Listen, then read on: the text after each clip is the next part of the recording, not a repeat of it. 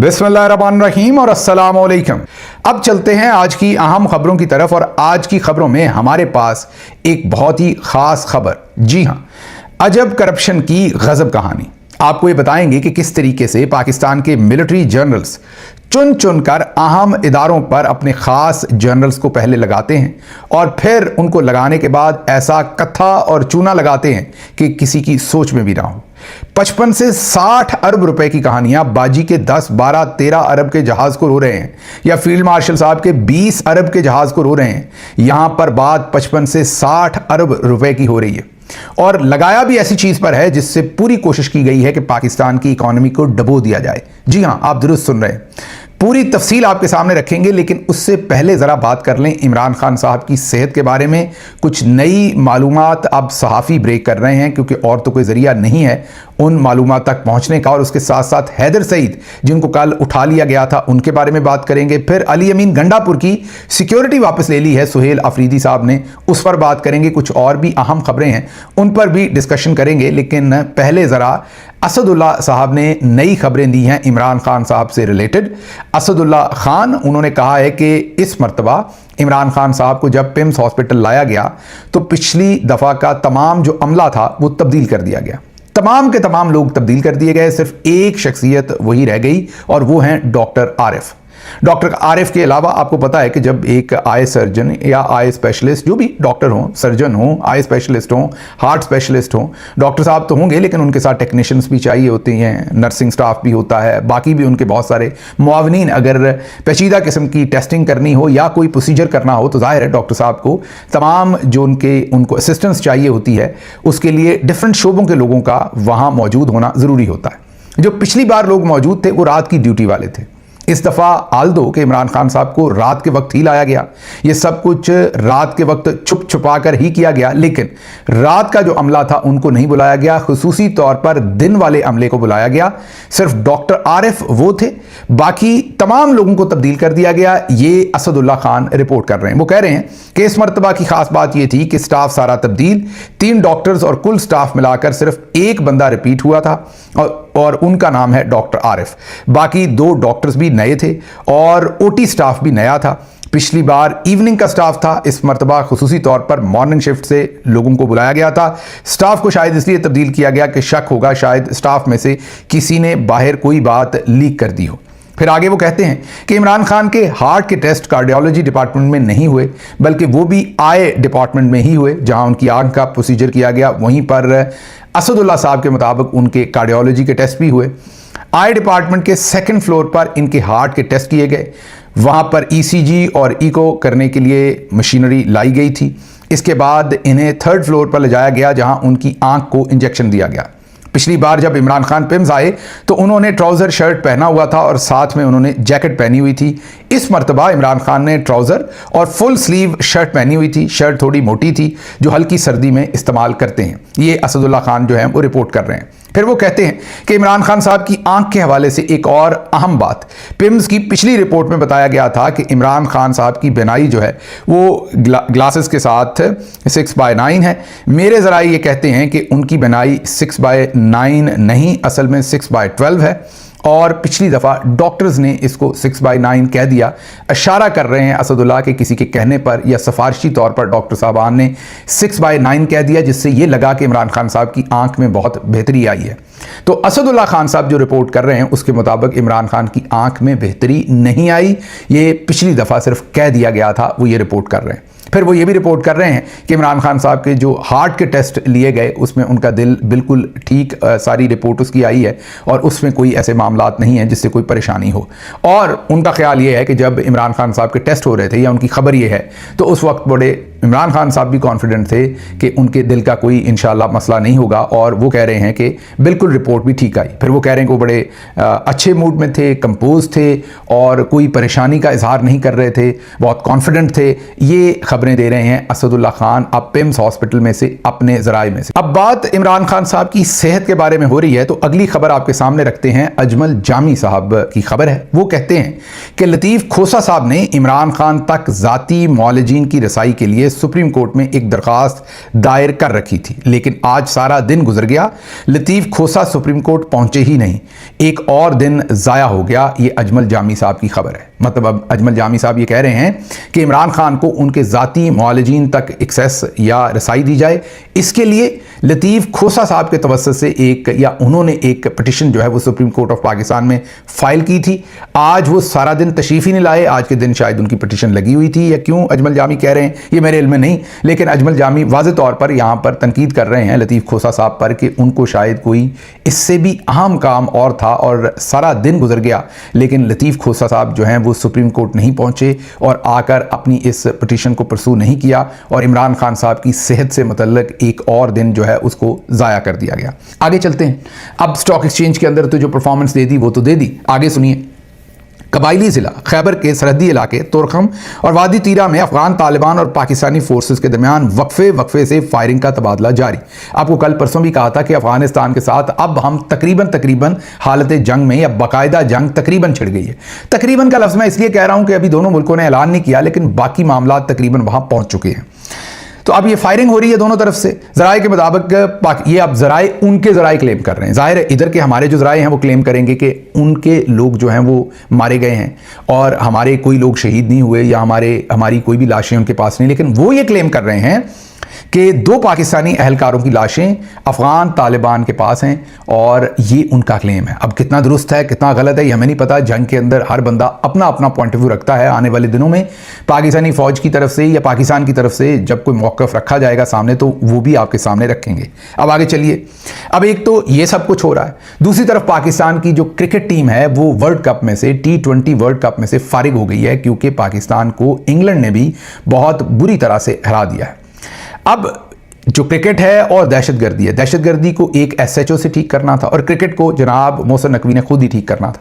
तो दोनों की जिम्मेदारी जो है वो है तो जनरल साहब की, लेकिन बरास्ता मोहसिन नकवी। तो मोहसिन नकवी साहब की पिछले चंद दिन की कारकर्दगी ले लीजिए। इंग्लैंड ने पाकिस्तान को 2 विकेटों से शिकस्त दे दी। इससे पहले भारत ने भी पाकिस्तान को बदतरीन शायद 61 रन या 71 रन से, मेरा ख्याल 61 रन से शिकस्त दी थी। और फिर कोहाट में पुलिस मोबाइल पर हमला, DSP समेत 6 अहलकार शहीद। उससे पहले कल शहादतें अलग हुई। परसों कर्नल साहब एक शहीद हुए और उनके साथ 2 या 3 जवान शायद शहीद हुए। रोज़ ही ये रिपोर्ट्स आ रही हैं, किसी एक दिन की बात नहीं है। और फिर भक्कर में पुलिस चेक पोस्ट पर हमला, आज की बात है। 4 पुलिस एहलकार शहीद, 3 जख्मी। फिर आपको ये भी पता है कि कर्क में, ये कल की बात है, कर्क में भी जो है वो दहशतगर्दी का हमला हुआ, 3 लोगों को शहीद किया, और जो ज़ख्मी हुए उनकी जब मैयतें लेकर या ज़ख्मियों को लेकर एम्बुलेंसेस जा रही थी, तो उन पर भी दहशतगर्दों ने हमला करके एम्बुलेंसेस पर कब्जा कर लिया और उनको आग लगा दी। ये सब कुछ पहले हमने होते हुए नहीं देखा। तो ये तमाम परफॉर्मेंस है मोहसिन नकवी साहब की, भरपूर परफॉर्मेंस वो इस वक्त दे रहे हैं, लेकिन खुद वो एक चार्टर्ड प्लेन के ऊपर, मतलब एक स्पेशल फ्लाइट के ऊपर, जिसकी पूरी मालूमात हम आपके सामने रख चुके हैं, जो गल्फ स्ट्रीम का उनका जहाज़ है G450, वो उस पर सवार होकर मिलान जा चुके हैं। साथ उनके 10 लोग थे, टोटल 11 लोगों का वो पूरा काफिला जो है वो पहुंचा था मिलान।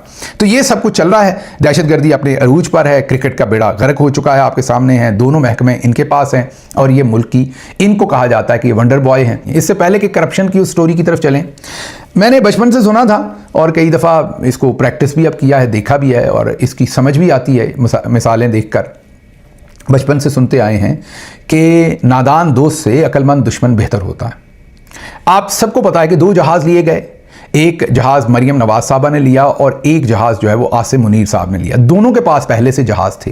मरियम साहबा के पास भी जहाज़ था, पंजाब गवर्नमेंट के पास, पंजाब के चीफ मिनिस्टर के पास पहले से जहाज़ था, और आसिम मुनीर साहब के पास तो मुतअद्दिद जहाज़ थे। उसके बावजूद दोनों ने एक ही तरह के और बहुत ही फुल ऑफ लग्जरी, आप कहिए टॉप ऑफ द लाइन, उन्होंने ये जेट्स खरीदे।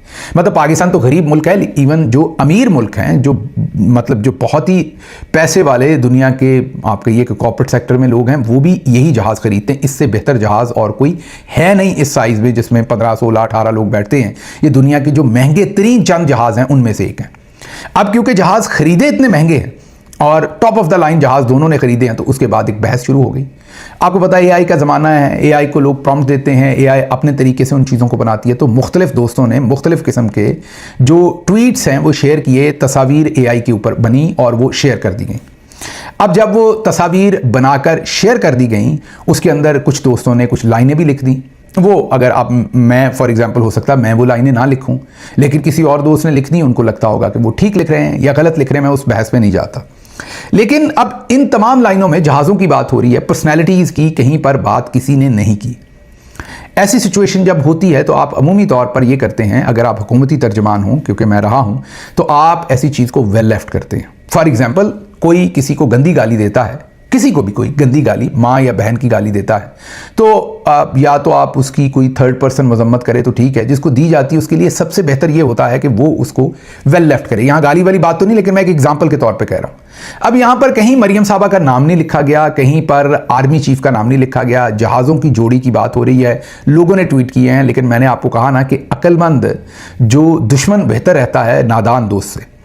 जो अज़मा बुखारी साहबा हैं, उन्होंने अपना रिकॉर्ड नहीं टूटने दिया। जो वो स्टूपिड बातें करती हैं, जो वो ऐसी ऐसी बातें करती हैं जिससे जग हंसाई बनती है पूरी पंजाब गवर्नमेंट की, उन्होंने अपना रिकॉर्ड बरकरार रखा है। उन्होंने एक ट्वीट किया और उन्होंने कहा कि जहाज़ की पर तनकीद के चक्कर में अपनी औकात और तरबियत दिखा दी। गटर जमात, गटर जहनीत के यू ट्यूमर जो इस मुल्क और सोसाइटी को नासूर की तरह चिमट गए हैं। मजाल है जो किसी बुनियादी हकूक़ के अलंबरदार को होश आया हो। मीडिया और उसके बड़े बड़े एंकर्स की सहाफ़त, इक़दार और तजर्बे ने ज़रा भी जोश नहीं मारा। इनकी तरफ से पुरजोश सेगमेंट का इंतज़ार है। ये अज़मा बुखारी साहबा ने बुनियादी तौर पर डायरेक्टली इसको ये पेंट किया है कि ये मरियम साहबा के बारे में ट्वीट हुए हैं और आसिम मुनीर साहब के बारे में हुए हैं और उनकी शख्सियात के बारे में, मीन जहाज़ों के थ्रू उनकी शख्सियात को डिपिक्ट किया गया है। अब चलते हैं क्विकली, ज़रा जो खबर है हमने आपके सामने रखनी थी कि अजब करप्शन की गज़ब कहानी। आपके सामने समा टीवी पर खबर आई थी कि फायरवॉल ख़त्म हो गई, फायरवॉल ख़त्म हो गई। हमने आपको बताया था कि ऐसा कुछ नहीं हुआ, ये झूठ है। अब हम आपके सामने तफसील रखते हैं कि किस तरीके से मिलिट्री जनरल्स ने अपने बंदे हर इदारे पर बिठाकर और फिर वहाँ पर ऐसा कत्था और चूना लगाया है कि आपके होश ठिकाने आ जाएंगे। सबसे पहले तो ज़रा सीट बेल्ट बांध लीजिए और थाम कर दिल सुनिए कि फायरवॉल पर अभी तक 40 अरब नहीं बल्कि 55 से 60 अरब रुपए पाकिस्तानी लग चुके हैं। लेकिन लगे कहां से हैं वो बड़ी हैरान कुन बात है और आप सुनेंगे तो सर दुनेंगे। सबसे पहले तो 2022-23 इमरान खान की हुकूमत गिराने के बाद $18 मिलियन लगाए गए, वेब मैनेजमेंट सिस्टम खरीदा गया, जिसको मेरे ख्याल में पीटीए भी एडमिट कर चुका कि हाँ हमने वेब मैनेजमेंट सिस्टम लगाया है। और ये एक कंपनी है जिसका नाम SA से शुरू होता है, उस कंपनी से ये खरीदा गया वेब फिल्टरिंग के लिए। और ये next generation web monitoring system है। Audit para 4.1.2 telecom sector, unauthorized procurement of monitoring hardware without technical feasibility. ये ministry of information and technology, ये उनका जो ऑडिट पैरा है, मतलब कि उनके ऊपर जो ऑडिट ऑब्जेक्शंस लगी हैं, ये हुकूमत का अपना रिकॉर्ड है जो मैं आपके सामने रख रहा हूं। उसके बाद $18 मिलियन की बात हो रही है। $18 million bridge funding for cyber security and early web management system 2 testing. पहले 1 था, अब 2 है।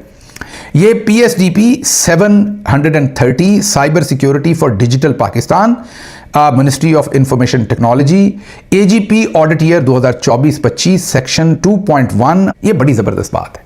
जो पाकिस्तान के गांव है ना, देहात है ना, वहां पर आपको पता है कि इंटरनेट की स्पीड स्लो है और वहां पर कई जगहों पर सिग्नल भी ठीक नहीं है। तो हर जो सारिफ है ना पाकिस्तान में, जो मोबाइल फ़ोन इस्तेमाल करता है, अमेरिका में से मोबाइल फ़ोन कहते हैं, हम इसे मोबाइल फ़ोन कहते हैं, पंजाब के गांव में से मोबाइल फ़ोन भी कह देते हैं कई दफ़ा। तो जो मोबाइल फ़ोन है वो जो इस्तेमाल करता है, या सेलुलर फ़ोन जो भी इस्तेमाल करता है, वो अपने फ़ोन के अंदर एक फ़ीस, बेशक आप कार्ड चार्ज करते हैं या बिल अदा करते हैं जो भी, तो आपसे एक फ़ी चार्ज की जाती है, जिसका मतलब ये होता है कि जो देहात है ना, वहाँ पर हमने सर्विस को अपग्रेड करना है। मीन आप मदद करते हैं, आप फंड करते हैं कि देहात के अंदर भी हमने नेटवर्क को बेहतर करना है। वो जो पैसा आपका था ना देहात के अंदर टावर्स लगाने का, सिग्नल्स ठीक करने का, इंटरनेट ठीक करने का, वो वहाँ से उठा के इन्होंने नेशनल सिक्योरिटी के नाम पर उससे वेब मैनेजमेंट सिस्टम और फायरवॉल्स जो हैं वो खरीदी और अरबों रुपया आपका चोरी करके वहां से उस तरफ। अब ये मुमकिन नहीं था। नादरा में, ये नादरा की बात मैं वैसे सरेरा कर रहा हूं, अगर लेफ्टिनेंट जनरल, आप तो रिटायर्ड हैं, जब लगे थे रिटायर्ड नहीं थे, लेफ्टिनेंट जनरल मुनीर अफसर जो हैं वो अगर नादरा में ना लगे हों तो फिर जनरल्स ये काम शायद ना करवा सकें। ब्यूरोक्रेट कई दफ़ा इनकार कर देते हैं कि इतना लंबा खापा हम नहीं कर सकते। ऐसे ही पाफीज अगर PTA में ना लगे हों तो ये सारा खापा वो भी ना करने दें। आगे चलिए ज़रा, $107 मिलियन आगे। Acquiring of Chinese made DPI firewall इसमें जो कंपनी है GEE, मैं पूरा नाम नहीं ले रहा, इस कंपनी का GEE कंपनी है ये, इसका पूरा नाम। और ये PSDP 660 digital infrastructure development and security, reference ministry of information technology, demand number 72, development expenditure, specifically the sub allocation of secure data exchange and DPI development.